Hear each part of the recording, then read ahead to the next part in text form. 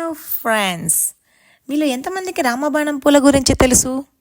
నా చిన్నప్పుడు ఈ పూలతో చాలా ఆటలు ఆడుకునేవాళ్ళం. చూడండి, ఇదే ఈ రామబాణం పూల చెట్టు. ఈ పూలు చూడడానికి చాలా అందంగా ఉంటాయి. అలాగే ఇది చాలా మంచి సువాసన వస్తాయి. అలాగే ఈ పూలతో చాలా అద్భుతాలు కూడా చేయొచ్చు. ఈ వీడియోను అందరూ ఇష్టపడతారని ఆశిస్తున్నాను.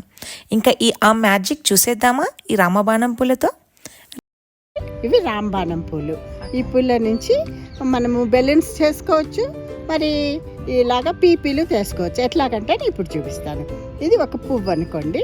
ఈ పువ్వు మొత్తంగా ఇలా ఉంటుంది ఫ్లవరు. దీన్ని ఇలాగా కట్ చేసేసేయాలి. అంటే మనకి ఈ విధంగా వస్తుంది.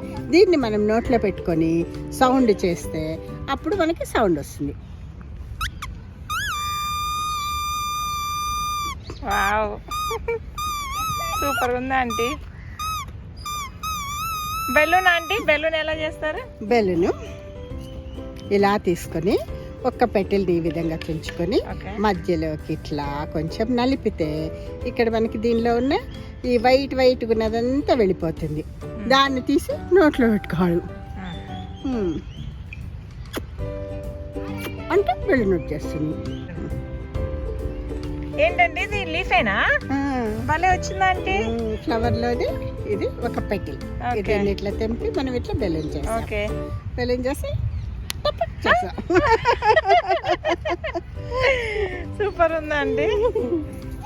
వీటి పేరు ఏమన్నారా అండి?